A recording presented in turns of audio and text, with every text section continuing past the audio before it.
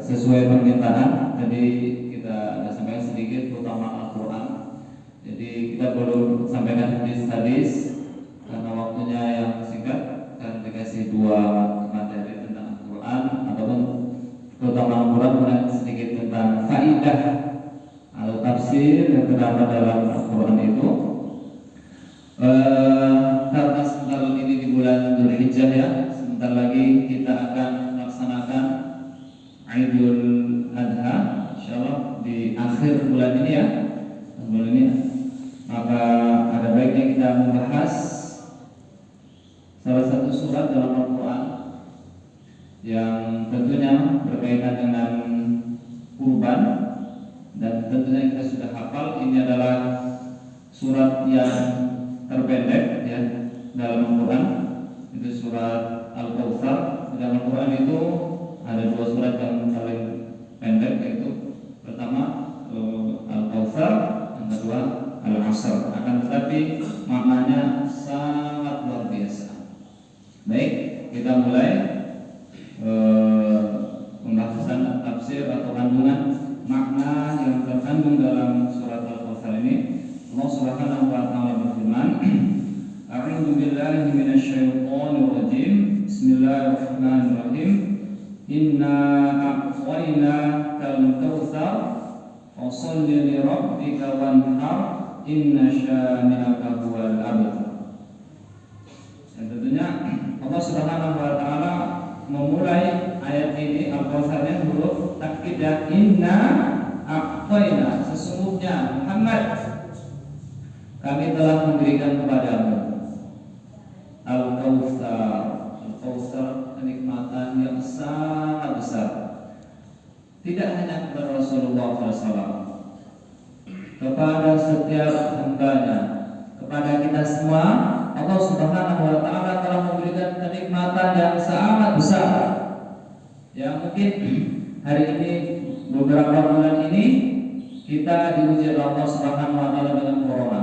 Jangan sampai corona yang sebentar ini, yang hanya beberapa bulan ini, menghilangkan kenikmatan yang mana Allah Subhanahu wa taala telah berikan bertahun-tahun kepada kita. Jangan sampai kita mengingkari. Jangan sampai sehat kita yang bertahun-tahun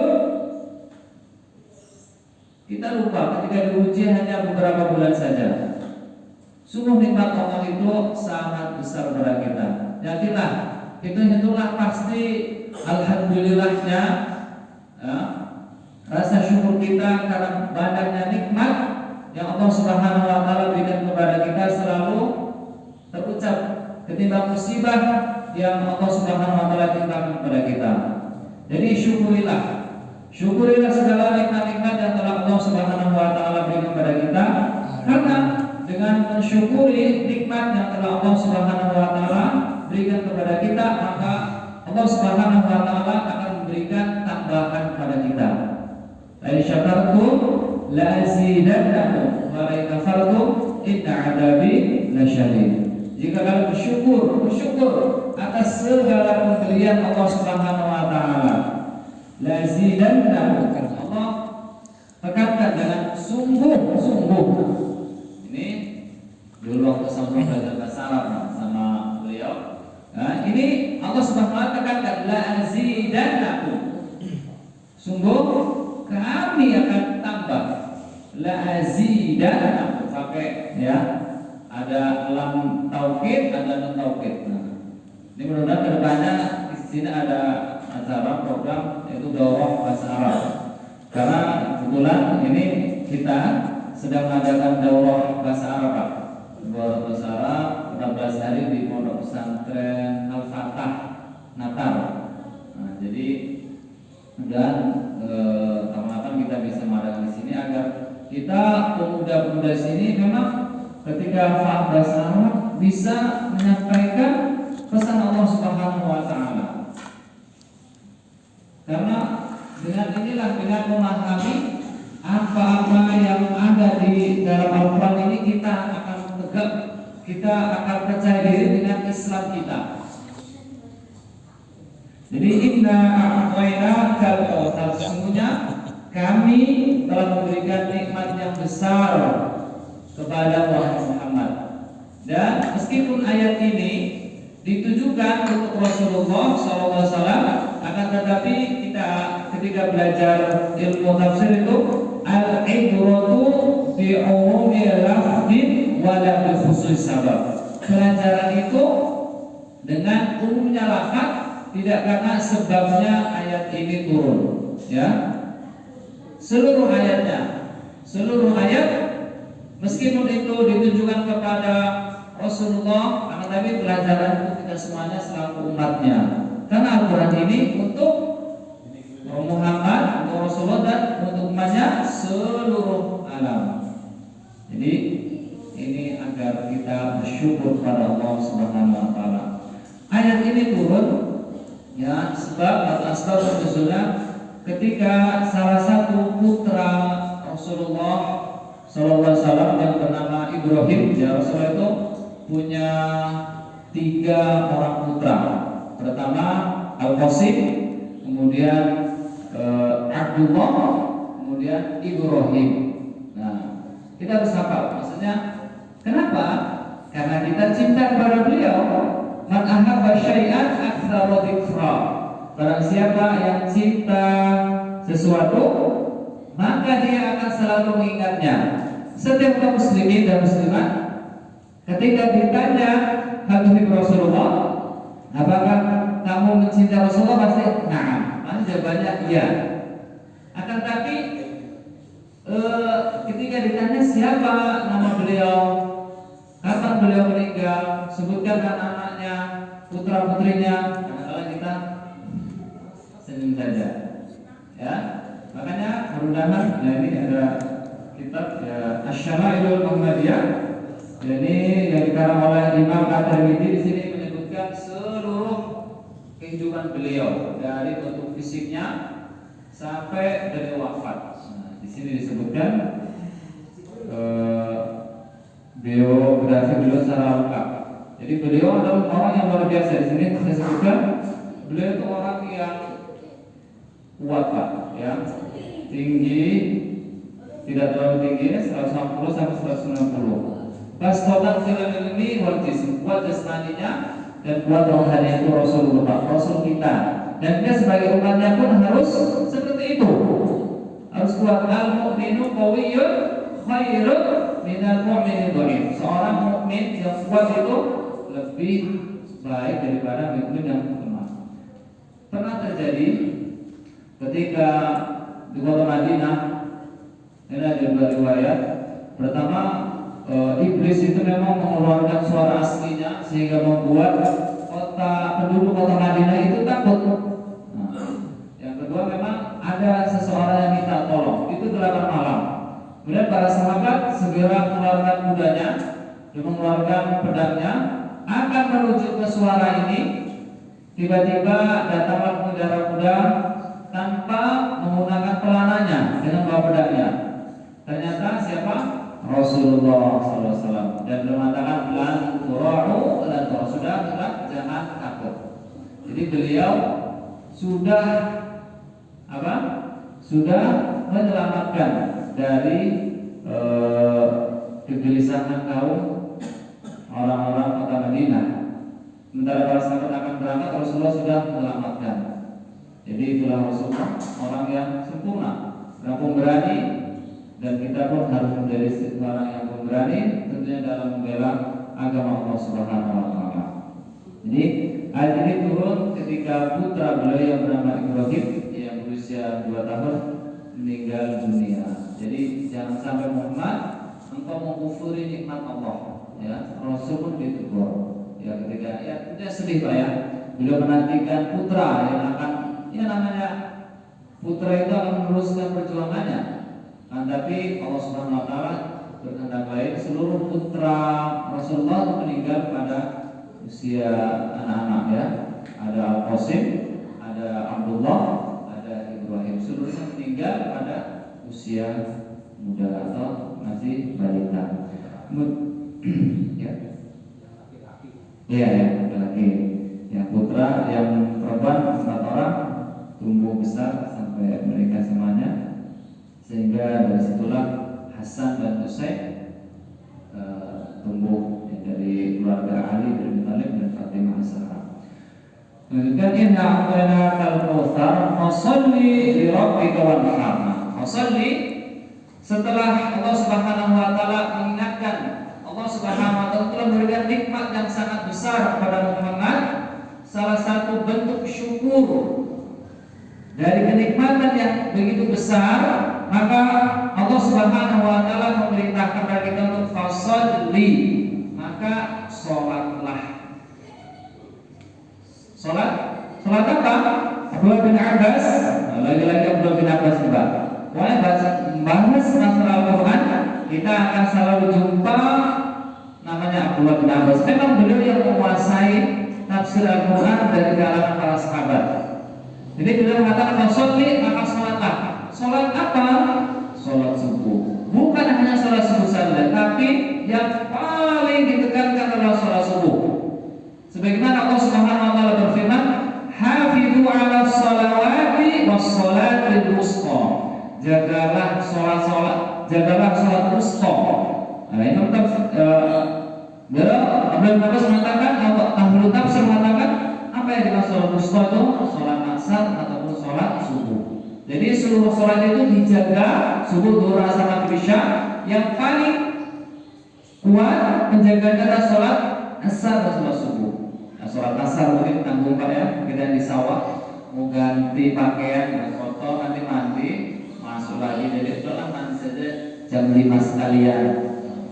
Kalau yang kerja pun kayak gitu, yang ya nantilah jam 5 sekalian, mandi sekaligus menjelang maghrib. Jadi sholat asarnya menjelang maghrib. Nah, sholat subuh ya kayak gitu. Kalau kita tidak terbiasa itu sulit sekali untuk melakukan sholat subuh.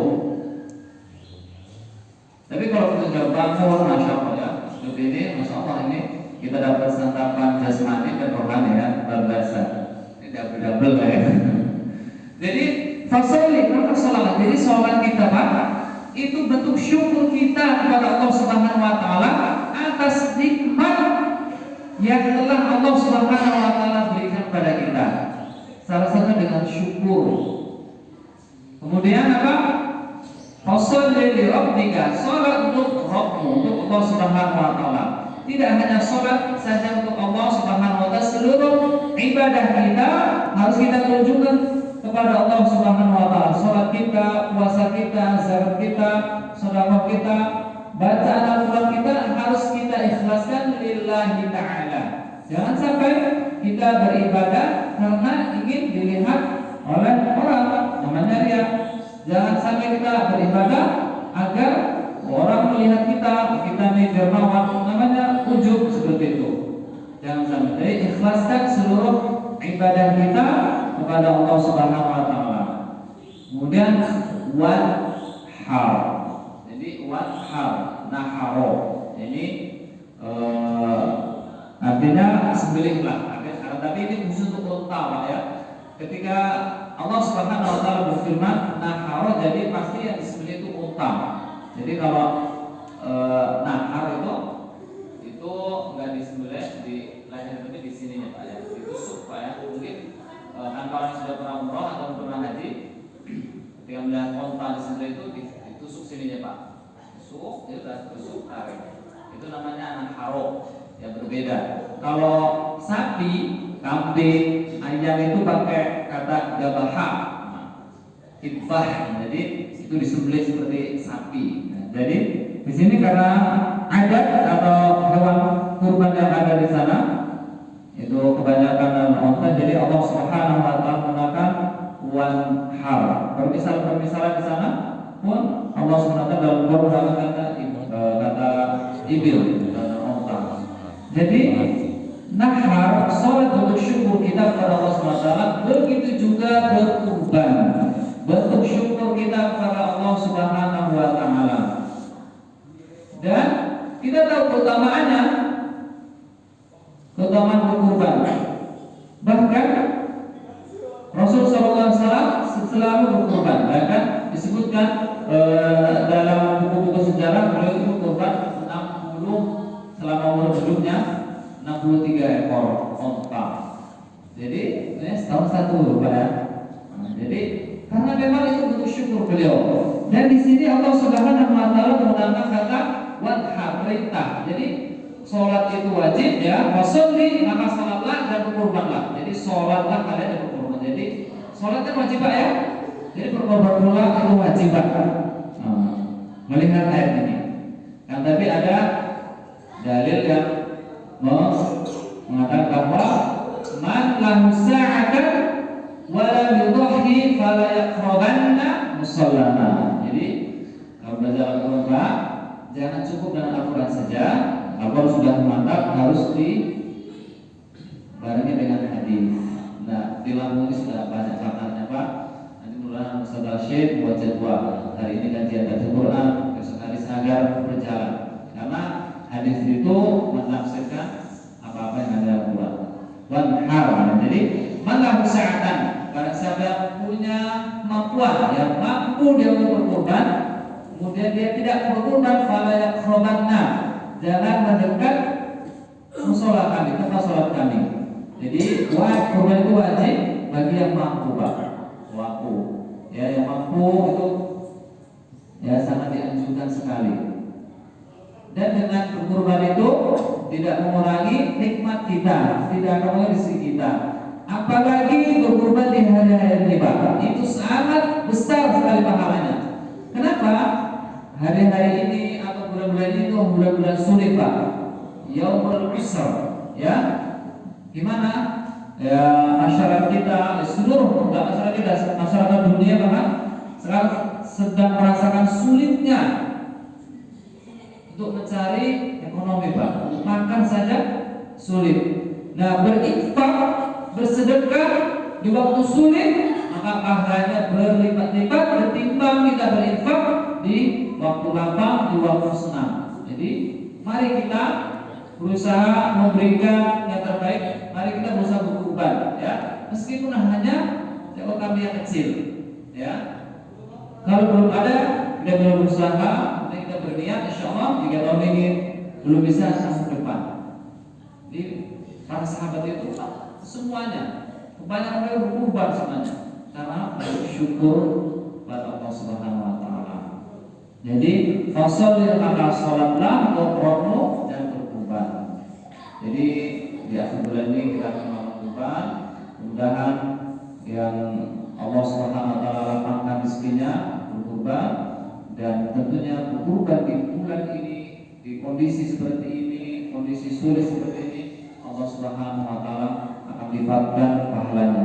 Teringat ketika Rasul SAW ingin memberangkatkan para sahabatnya ke lembah Tabuk untuk perang Tabuk Pak. Perang Tabuk ini perang sulit Pak. Maka datanglah Utsman bin Affan. Jadi Utsman bin Affan ini Pak, Masya Allah sahabat Nabi yang seluruhnya kebaikan terukur Pak. Beliau ahlu Al-Quran Pak. Jadi Al-Quran ini ditulis dengan tulisan beliau Pak. Di zaman beliau Rasul, makanya Rasul Utsmani. Tapi dikumpulkan Al-Quran ini di era beliau, di zaman beliau. Jadi setiap kita baca Al-Quran Pak, pahala itu sampai kepada Utsman. Karena kita jangan malu untuk sedekah jariyah. Kita mau masjid ini kita sumbang keramik 1 kardus, seluruh orang yang sholat di sini Bapak dapat pahalanya. Taklim di sini dapat pahalanya. Jadi Utsman Affan tidak tanggung-tanggung. Jadi beliau Allah Subhanahu Wa Taala berikan kekayaan sangat luar biasa. Dengan kekayaannya itu dibeli surga Pak. Surga itu dibeli Pak. Rasulullah SAW mengatakan karena Utsman qad ishtara jannata marratayn. Sesungguhnya Utsman itu telah membeli surga 2 kali Pak. Yang pertama itu ketika ada seorang Yahudi yang pelit ya, yang punya sumur ya. Nah, yang kemana? Madinah pasti ada namanya bi'ur rumah, sumur rumah. Itu orang Yahudi awalnya Pak. Jadi beliau punya sumur yang mau ambil, waktu keceklek Pak, sulit mau minum bahaya. Kalau nggak bayar nggak dikasih. Utsman sudah saya beli saja, tidak mau. Jadi disewa separuh harga. Jadi hari ini hari Utsman, besok hari Yahudi. Jadi ketika hari Utsman itu seluruh kaum muslimin Madinah digratiskan, ambil, ya, ambil gratis Pak. Ini Pak potongan orang kaya Pak. Jadi hari Utsman seluruh kaum muslimin gratis, jadi besoknya hari Yahudi dan tidak ada yang beli lagi. Seperti itu terus. Yahudi berpikir kalau seperti ini saya rugi, ini saya jual saja. Jadi dijual oleh Utsman dan diambil oleh Utsman, kemudian diinfakkan pada kaum muslimin. Ini yang pertama kali Pak. Jadi kemudian dibeli air itu dan air itu sampai sekarang masih mengalir Pak. Jadi Utsman pahalanya masih mengalir hari ini. Sebagaimana Zam-Zam itu kan ya kejadian Ismail ketika menghentakkan kakinya ataupun ada malaikat yang memang sengaja menggalinya. Jadi pahala untuk Ismail ketika seluruh orang haji atau umrah minum air Zam-Zam itu sampai air Zam-Zam itu, karena air Zam-Zam itu masih mengalir. Jadi itu utamaannya bersedekah, ya. Jadi Utsman yang pertama membeli sumur itu kemudian diinfakkan. Yang kedua ketika hari sulit itu, hari sulit yang kedua ketika Rasulullah akan memberangkatkan para sahabatnya untuk berperang di perang Tabuk hari sulit Pak. Jadi disiapkan 1000 ekor onta beserta perlengkapannya Pak. 1000 bak, sedangkan satu ekor onta ada sudah mungkin 40 sampai 50 juta. Ini bukan ontanya doang, perlengkapannya juga sangat panjang untuk berangkat ke Tabuk. Jadi kemudian setelah kejadian ini Rasulullah mengatakan Utsman ma'amila ba'dal yaum, tidak akan bisa menurunkan Utsman setelah kejadian hari ini, atau dalam bahasa kita istilahkan Utsman untuk berbuat sesuka hatimu. Jadi ini Pak, jadi Allah SWT memang lebih berikan para sahabat kelebihan harta pada para sahabatnya.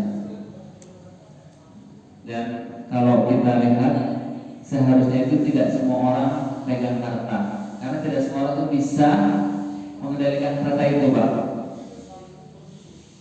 Ya, makanya yang pegang harta itu harus orang yang soleh Pak, orang soleh dan berilmu. Teringat pesan Rasulullah SAW untuk Amr bin As. Beliau mengatakan nikma malu sholihin li rajulin sholihin. Sebaik-baik harta yang dipegang oleh orang yang soleh Pak. Kalau orang soleh itu Pak pasti menggunakan hartanya itu Pak untuk jalan Allah Subhanahu Wa Taala, untuk membuat masjid, untuk membangun tempat-tempat pendidikan, untuk mengadakan taklim, untuk segala kebaikan-kebaikan dia gunakan hartanya.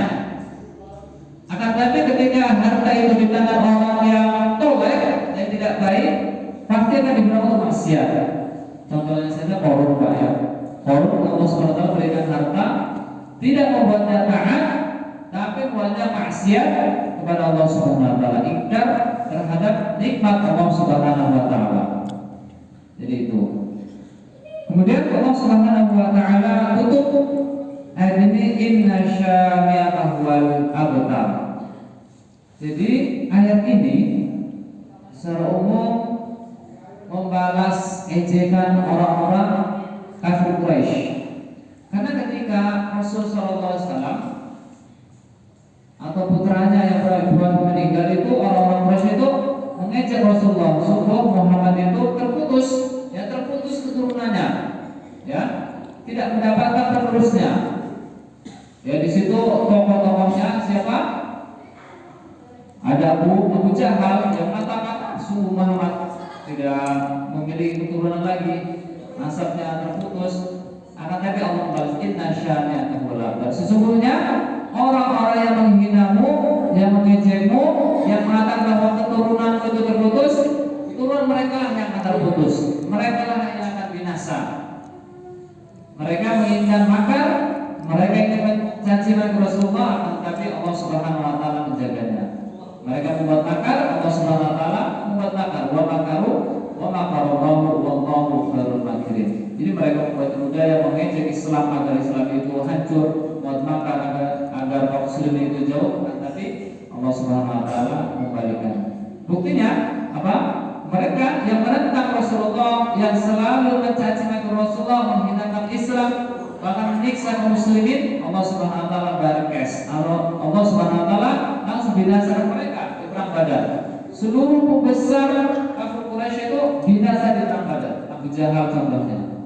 Setelah itu apa? Tidak cukup dari itu, anaknya sendiri yang mereka harapkan akan menjadi generasi dalam kemusyrikan, Allah masukkan Islam ke dalam hatinya. Ikrimah ya. Ikrimah bin Abu Jahal ini anaknya Abu Jahal sendiri masuk Islam, menjadi pejuang Islam. Kemudian Khalid bin Walid ya, anak dari Al-Walid bin Mughirah, ya, tokoh Quraisy, orang ya yang selalu menentang Rasulullah, akhirnya masuk Islam dan menyebarkan Islam menjadi panglima terhebat ya, menjadi panglima terhebat yang membuka atau yang menentukan kerajaan Persia dan Romawi. Jadi mereka menginginkan kehancuran kepada Islam, akan tapi Islamlah yang akan jaya. Allah SWT akan selalu menjaga Islam ya. Ingat Pak, Islam itu akan selalu berjaya. Dan ingat, di hadapan kita itu ada masa kebesaran Islam Pak. Ada masa besar Islam. Dan mudah kita dari sini, dari Masjid Abdul Mu'in ini, generasi mudanya, bapaknya yang laki-laki perempuan, kita termasuk yang membangkitkan kejayaan Islam itu. Amin ya rabbal alamin. Karena masjid inilah dahulu para sahabat Nabi dididik di masjid Pak. Di masjid mereka ketika ada apa-apa tuh mereka di masjid kumpulnya. Ramai Pak, makmur masjid ini. Nah, kalau masjid itu sampai kosong, wah, kita pertanyakan mana rohnya, mana semangatnya. Dahulu Salahuddin Al-Ayyubi Pak, Salahuddin itu sebelum memberangkatkan pasukannya ke Baitul Maqdis Pak, sebelum merebut Baitul Maqdis itu dilihat di mana jamaah subuhnya. Penuh belum? Kalau belum penuh belum? Ini sudah kuat-kuat ini, sudah menunggang kudanya kuat, kemudian memanahnya hebat. Oh belum. Kalau masjidnya belum penuh, belum ramai, setelah subuhnya terutama belum berangkat. Jadi harus punya dua Pak, jasmaninya kuat, rohaninya kuat. Ya, alhamdulillah, sini kita ada kajian, ya, kita menguatkan rohani kita mengkaji Al-Quran. Nah, ini rohani kita sudah kita bangun, jasmaninya pun harus kita bangun pula. Alhamdulillah, hanya di sini ada dua-duanya, ada kajiannya dan ada sudah. Nah, jadi fisik kita harus kuat juga. Jadi kalau kita ngajinya sudah sunnah, maksudnya sudah mengkaji Al-Quran, mengkaji hadis, mengkaji sejarah, harus olahraganya pun olahraga yang sunnah pula Pak. Ya, bukannya tidak boleh main bola, bulu tangkis boleh, tapi kalau ada olahraga yang sunnah itu kita dapatnya double Pak. Ya, kuatnya iya, pahalanya sudah pasti. Jadi Rasulullah itu penunggang kuda Pak, penunggang kuda. Kita jangan bayangkan Rasulullah itu hanya di masjid saja. Abu Bakar, Umar itu enggak. Mereka waktu sholat on time, tapi waktu olahraga mereka olahraga juga. Jadi mereka kuat-kuat. Bayangkan Rasulullah itu Pak. Ya. Nanti di sini ada ini.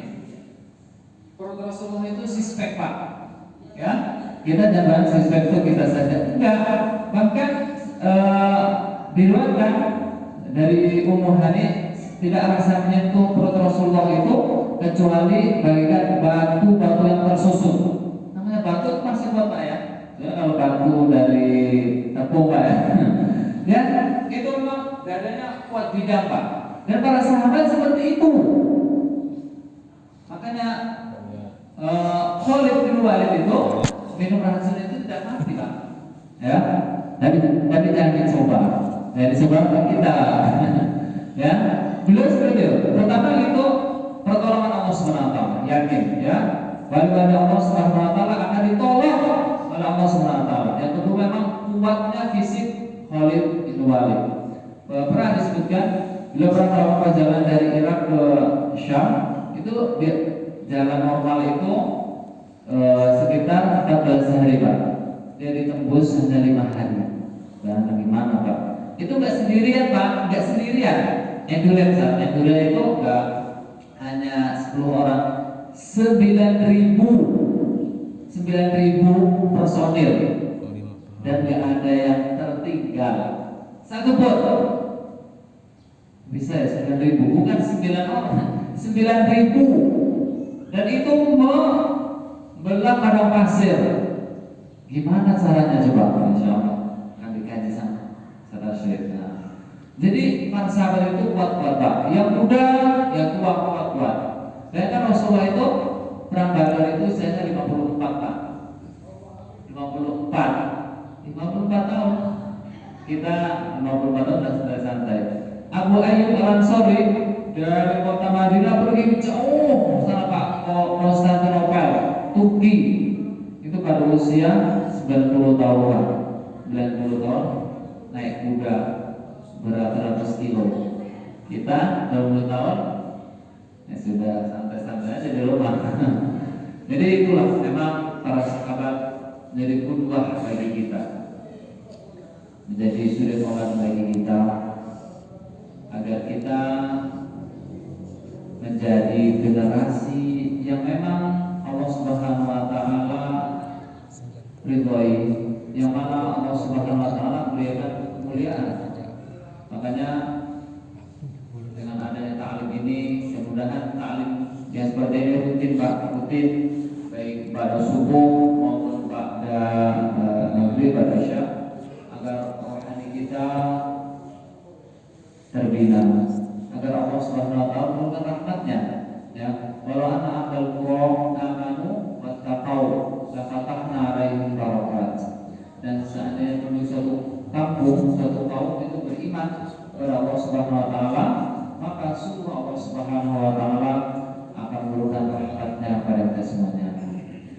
Baik, waktu pun sudah menunjukkan pukul 6. Jadi dibatasi dari jam 5 ke jam 6 saja.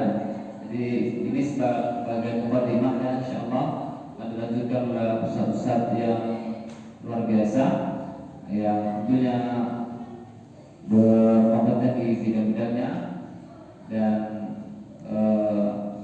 mudah-mudahan kajian seperti itu beristiqomah Pak. Ini pesan saya ya, di mana-mana saya ketika taklim ya terus pesan agar kita beristiqomah, dan jangan lupa bawa anak muda kita, bawa anak-anak kita Pak.